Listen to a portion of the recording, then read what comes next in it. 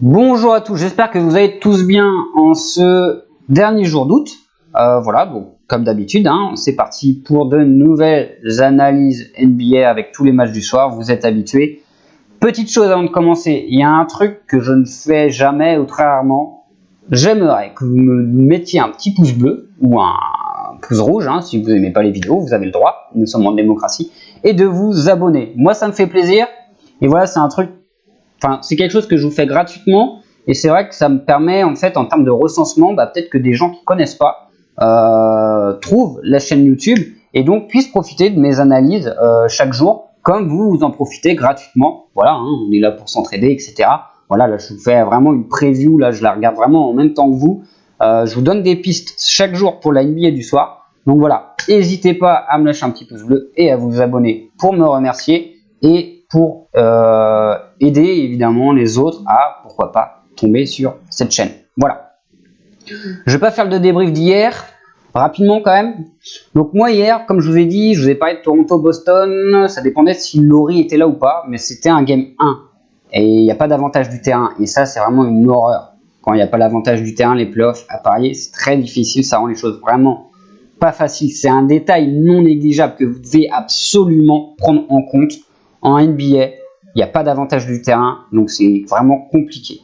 Parce que les matchs auraient dû jouer à Toronto, les deux premiers, puis les deux suivants à Boston. Donc Toronto, 0 adresse à 3 points hier. Je crois que c'était sur ESPN qui a été retransmis et les commentateurs disaient que c'est, si j'ai bien compris, le pire pourcentage à 3 points en playoff de Toronto dans toute leur histoire hier. Cela n'enlève rien à la belle victoire des 6 qu'on fait du Boston, tout simplement. Donc voilà, moi vu que Laurie a joué, je suis parti sur Toronto en petite mise évidemment. Alors quand je dis petite mise, c'était du 0,5% parce que la cote restait intéressante à prendre et Laurie était bien là. Ils n'ont pas fait le boulot, donc on a redressé la barre tout de suite. Même mise sur Denver à 2,30, hop, c'est passé. Denver, qu'est-ce que je vous ai dit mardi quand il y avait 3-1 pour Utah dans la série, ça pue le game 7. Et ben on aura un game 7. Donc voilà, rendez-vous demain pour un Game 7 de malade entre Utah et Denver. J'en parlerai évidemment dans la vidéo de demain. Les Clippers, donc logiquement qui s'imposent face à Dallas, voilà, et qui passent donc en demi-finale. Voilà, ne vous inquiétez pas, Doncic en playoff, on le reverra. Donc c'est parti pour aujourd'hui parce que voilà, il y a quand même un gros match sur lequel je vais longtemps épiloguer. Milwaukee contre le Heat. Gros match, grosse série à l'Est. On a vraiment deux confrontations, que ce soit Boston-Toronto ou Milwaukee-Miami. On a vraiment deux matchs de dingue en fait. C'est vraiment des séries passionnantes, ultra passionnantes. Toronto-Boston, ça reste assez indécis. Comme je vous l'ai dit, je donne plus un avantage à Toronto pour passer en finale. Bon là, Milwaukee-Miami, sans grande surprise. Milwaukee est favori. Alors attention, parce que Milwaukee, faut qu'ils aillent en finale des playoffs. Quand je vous dis en finale playoff, c'est passer ce tour-là, mais aussi passer le suivant dans la finale de la conférence Est pour aller en finale playoff pour affronter la meilleure équipe de l'Ouest. Voilà. Donc sinon, ce serait une saison ratée pour eux. Donc Milwaukee doit absolument s'imposer. Miami, ils ont réussi leur saison. Voilà. C'est la cerise s'ils battent les Bucks, bien évidemment.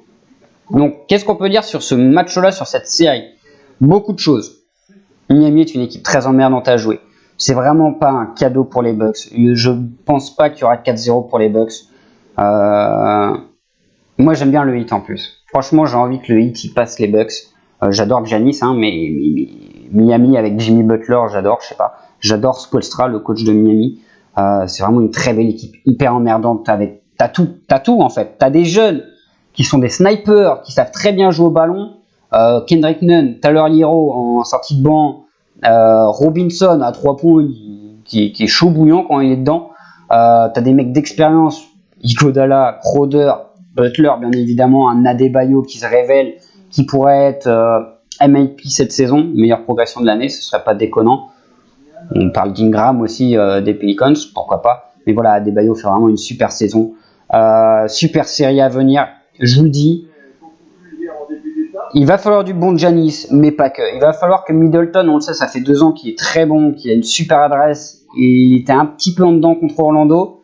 il va vraiment falloir que là on ait un bon Chris Middleton et surtout un bon Bledsoe à la main côté Bucks. Donc il est incertain ce soir, affaire à suivre, parce qu'on le sait, il est capable de vriller vraiment et de passer complètement à côté, comme ça a été le cas face à Boston par exemple l'année dernière. Mais il est capable d'être très bon aussi, hein.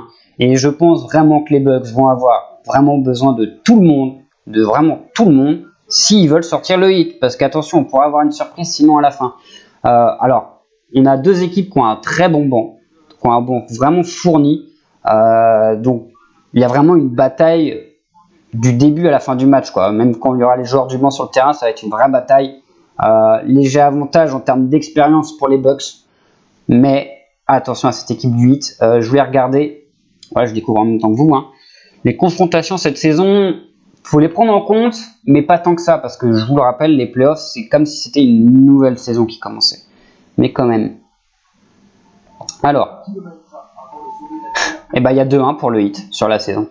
Victoire ici en prolongue, victoire à la maison. Et ouais, alors le match que gagnent les Bucks, il faut savoir qu'il n'y avait pas Butler déjà côté hit. Les deux équipes, entre guillemets, on n'avait rien à faire de ce match-là. Mais que le hit a mené ce match-là de 20 ou 25 points à la mi-temps. Et ils ont complètement explosé en deuxième mi-temps.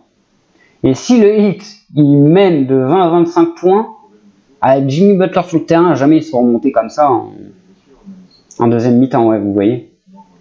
Alors, ne jamais dire jamais, mais voilà.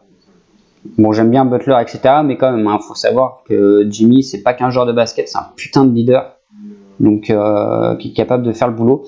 Donc pour ce soir, premier match, donc les Bucks, si vous voulez, ils ont pas spécialement rassuré contre Orlando. Alors ils ont gagné, ils se sont fait surprendre au game 1, ça arrive, mais quand même ça a signalé, hein, parce que vous voyez une équipe comme Toronto contre Brooklyn, ils avaient un net avantage, ils ont mis 4-0. Les Bucks contre Orlando, c'est pareil, je suis désolé, il y avait une grosse marge d'écart. Les Bucks se sont fait surprendre, ils n'ont pas été aussi forts par exemple que l'année dernière, comme ils ont fait contre Détroit. Voilà, parce que tu peux mettre le Détroit de l'année dernière comme Orlando cette année, ils ont marché sur Détroit l'année dernière. Là, ça n'a pas été tellement le cas contre Orlando, même si ils ont bien mené leur barque sur les derniers matchs. Voilà, c'est pas un Milwaukee hyper impressionnant. Alors, personne dans ces playoffs n'est vraiment hyper impressionnant pour l'instant, hein, que ce soit les Bucks, que ce soit Toronto, que ce soit les Clippers, que ce soit les Lakers. Je parle des gros favoris, hein, pour la victoire finale. Ils n'ont pas non plus rassuré tous de fou, hein. Il y a quand même des mais dans ces équipes-là. Et les Bucks sont peut-être l'équipe où il y a le moins de mais. J'aurais dit Toronto, mais avec ce que Toronto a montré hier contre Boston, voilà. Donc pour ce soir, clairement, donc je pense que les Bucks sont favoris. Logiquement, non? Ouais. 1,42-3, ouais, cote logique. Cote logique, alors comme je l'ai dit, l'histoire des avantages du terrain, etc. Ce soir, le match aurait été à Milwaukee. J'aurais pris Milwaukee, mais il n'y a pas d'avantage du terrain. Et là, quand je vois ça, tout de suite, plus 5 hits, je prends. Voilà. Je prends parce que ça va pas être simple pour les Bucks, quoi. Et Giannis devrait faire son match comme d'habitude, mais il va avoir du boulot. Giannis, il a intérêt d'être à 100% physiquement, et il a intérêt de déployer un maximum d'énergie sur le terrain, hein, parce que ça va être costaud, hein, d'aller se battre contre les Crowder, Iguodala, Adebayo, Olynyk quand il va rentrer. Enfin, il y a du monde à Miami. Alors, je suis pas en train de vous dire que ces mecs-là, ils vont étouffer Giannis, hein. Giannis, c'est Giannis. Mais ils vont le limiter un maximum. Et on le sait, Giannis, c'est un joueur qui aime bien aussi partir de loin, mais ton mi-terrain pour après prendre de la vitesse et tout en puissance finir au cercle. Miami a les joueurs pour gêner ça. Alors, je pense qu'ils vont le limiter. Et c'est pour ça que côté Bucks, il va pas falloir compter que sur Giannis dans cette série, hein.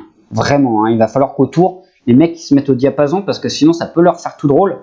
Donc pour ce premier match, alors oui, j'étais sur le tennis avant.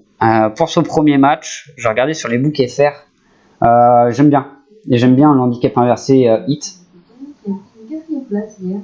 Alors on a l'incertitude Bledsoe. Alors faut savoir que s'il joue pas, il sera remplacé par George Hill, qui est pas dégueulasse, mais c'est vrai que ça tue la rotation des Bucks quand même. Donc c'est une info à prendre en compte. Je prends en compte comme si Bledsoe était là. Ok. Tac. Écart entre équipes, voilà. J'ai toujours du mal à le trouver celui-là. Ouais, il est très bien. Hein. Le H+6 à 1,70, il est bien. Hein. Je vois pas les Bucks mettre une pilule ce soir. Et vous voyez, par exemple, la différence. Si vous prenez le hit à 3, franchement, c'est pas déconnant ce soir. Hein. Vous pouvez y aller. Hein. Si vous avez un ressenti sur le hit, allez-y ce soir. Un cote à 3, c'est pas dégueu. Hein. Les Bucks à 1,40, ok, c'est favori. 1,40, bon, pourquoi pas. Mais ça reste du 1,40. Et si tu parles long terme, tu parles de prendre Miami H+5 ou H+6 d'un côté, ou les Bucks gagnent de 6 ou plus, ou les Bucks gagnent de 7 ou plus. Voilà. Si tu joues sur long terme, si tu penses long terme, tu pars sur ces deux choses-là. Et bah croyez-moi que sur le long terme, si tu veux gagner de l'argent, c'est ça qu'il faut prendre. C'est Miami H+6, clairement. Parce que, alors, les Bucks, peut-être qu'ils vont mettre une pilule ce soir, ou peut-être que ce sera pas ce soir, mais ce sera au Game 2 ou au Game 3, on n'en sait rien. Des fois, Milwaukee gagnera peut-être de plus de 7 points.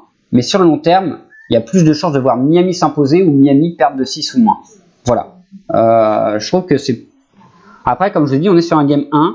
Il n'y a pas d'avantage du terrain. Donc, méfiance. Pourquoi ma souris ne marche plus? Donc, méfiance vraiment sur vos mises sur un Game 1. Voilà. Stade joueur. Ouais, j'avais regardé Jimmy Butler là. Ouais. Cote à 6, après, bon, il y a Giannis, il y a des chances que Giannis il fasse meilleur marqueur, mais attention à Jimmy B, hein, qui est vraiment capable de prendre feu. Le cumul est très bien. 32.5 à 1,80, Jimmy, il faut prendre ce soir. C'est un peu l'homme à tout faire, c'est le couteau suisse de cette équipe. Et il va être très présent, je pense, au rebond. À la passe, ils vont en faire quelques-unes comme d'habitude. Et je pense que de toute façon, Miami, s'ils veulent exister dans cette série, il faut un grand Jimmy Butler. Et Jimmy Butler déçoit très rarement, souvenez-vous, quand il était à Philadelphie l'année dernière contre Toronto, bah c'est lui qui a tout fait. Hein. Embiid il était aux fraises, Simmons ça avait tough. Jimmy a porté cette équipe la saison passée côté Sixers. Il l'a fait très bien tout au long de la saison là au Heat. Il arrive à trouver les hommes chauds. Donc Goran Dragic a été excellent face à Indiana, parce que Indiana ils mettent quand même 4-0 à Indiana. Alors ok, il n'y a pas eu des 20 points d'avance, mais en fait ils ont toujours été devant dans les matchs de 8 ou 9 points, et tu sentais qu'Indiana ils n'avaient pas les qualités, le jeu pour recoller au score, et tu voyais que Miami en avait encore sous la pédale quoi. Donc voilà, ils ont vraiment été quand même, il faut le dire, impressionnants face aux Pacers. Donc voilà, attention. Hein. Les Bucks, là, il va vraiment falloir être très fort, déployer beaucoup d'énergie, jouer ensemble, pas tilter, pas faire n'importe quoi. Quand je dis ça, je pense à Bledsoe. Middleton va vraiment falloir qu'on retrouve le Middleton d'avant, parce que vraiment, on pourra assister à une surprise sinon à la fin. Giannis va faire du Giannis, j'ai presque aucun doute. Après, là, prendre le 30 points à 60, c'est dur d'aller le chercher quand même. C'est dur. C'est pas valable à 1,60, même 1,85, j'hésiterais à le prendre, donc méfiance. Mais là, en termes de stats, ce joueur, j'aime bien prendre Jimmy B. Meilleur rebondeur, ouais, y a rien. Les rebonds de Jimmy, c'est combien là? Ouais. Bon, vaut mieux prendre le cumul, hein.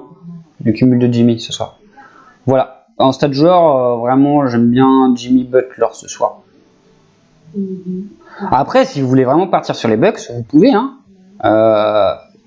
prendre Bucks gagne et Giannis meilleur marqueur à 90, c'est pas mal, c'est vraiment pas mal. Après, moi, ma préférence va vraiment sur le handicap inversé.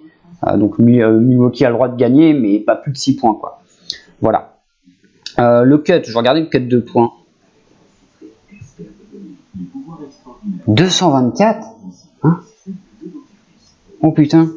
Alors, sans regarder le cumul, avant, là, je le savais pas, là, je viens de le voir, je viens de le découvrir, j'ai peut-être vu de ma gueule. Le cut, j'aurais mis à 210. Hein. Je vois pas un match de fou, ça va jouer hyper dur défensivement des deux côtés. Alors, ok, t'as des snipers des deux côtés, mais je pense que c'est le game 1, ça va se regarder un petit peu.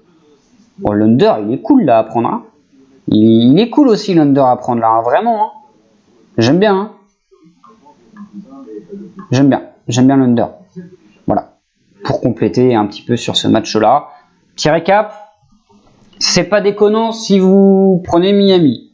C'est pas déconnant si vous prenez les Bucks, mais la cote est quand même pas ouf. On est sur un game 1.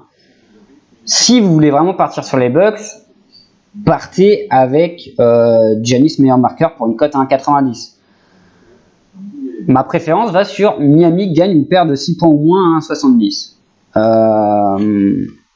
J'aime bien le cumul de Jimmy Butler et j'aime bien l'under 224 points à quasi coté à 2. Donc voilà un petit peu pour ce match-là.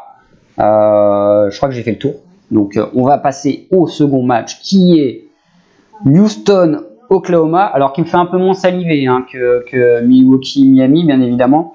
3-2 pour les Rockets, donc qui ont parfaitement mené leur barque face au Thunder au game 5 et donc qui pourraient se qualifier pour le tour suivant en cas de victoire ce soir. Je pense que ce sera le cas.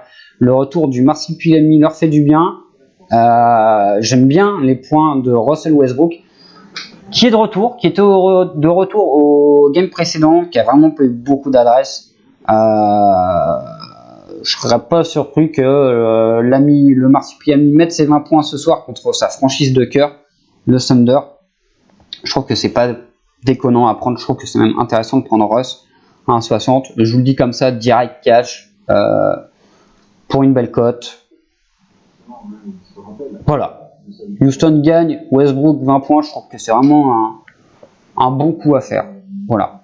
En fait, avec le retour de Russ, j'ai du mal à voir le Thunder battre Houston, dans le sens où tu as deux superstars sur la ligne arrière, tu as Russell Westbrook, James Harden, et à défendre ces deux-là sur la ligne arrière, c'est difficile. Sachant qu'en plus d'être des coureurs de fou, c'est des passeurs d'excellence. Donc ça veut dire que si tu es Oklahoma, tu fais des prises à 2 sur Russell Westbrook, ça veut dire que tu laisses Harden en 1 contre 1. Ou inversement, si tu fais des prises à 2 sur Harden, tu laisses Westbrook en 1 contre 1. Tu laisses ces deux joueurs-là en 1 contre 1, t'es mort. Et le truc, c'est que c'est des mecs qui sont capables de trouver la passe magique, entre guillemets, pour les joueurs autour. PJ Tucker, Daniel House, McLemore, etc. Alors après, vous savez que je suis pas très fan du jeu de Houston. C'est des mecs qui savent que faire ça, shooter à 3 points. Hormis Westbrook et Harden qui sont capables de faire de la pénétration et de faire des choses super en 1 contre 1. Sinon, voilà, c'est Houston, on aime ou on n'aime pas, j'ai envie de vous dire. Mais voilà. Donc je trouve que c'est vraiment intéressant. Voilà, c'est un peu tout ce que j'ai à dire sur ce match-là. Je vois Houston donc passer au tour suivant en gagnant ce soir. Et je trouve que l'association avec les 20 points de Westbrook peut être intéressant. Petit coup d'œil sur les cumuls. Mais je vous dis, c'est plus compliqué quand tu as et Harden et Westbrook de partir sur leur cumul, c'est quand même compliqué. Puis Jet Tucker, c'est pas si mal. 1,70, 13,5, mais après, c'est pas un truc que je prendrais. Gordon, c'était bien ça. Moi, quand Westbrook il me prenait pas, je l'ai joué systématiquement, son cumul. Alors, il était de 22,5, vu qu'il y a Westbrook, ils l'ont un peu baissé, mais pas de beaucoup. Là, vu qu'il y a et Westbrook et Harden, c'est pas un bête à prendre, même s'il peut le faire. Et côté Thunder, s'il y a des stats à prendre, qu'est-ce que je prendrais?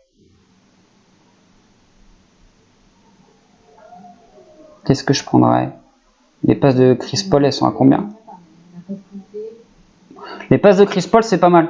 À 95, là, les 7 passes, c'est pas mal. C'est pas dégueu. Si autour de lui, ça rentre les shoots, il le fait, sans problème. Donc voilà, je pense que j'étais complet sur ces deux matchs-là du soir. Donc, je me répète, n'hésitez pas à liker la vidéo et à vous abonner, ça me fait plaisir. Je vous souhaite bon match. N'oubliez pas, il y a l'US Open aussi qui commence dans 10 minutes maintenant aux États-Unis. Et je vous dis bonne fin de journée, bon match ce soir si vous voulez regarder. Et à demain pour, comme d'habitude, la quotidienne sur la NBA du jour. Ciao, ciao.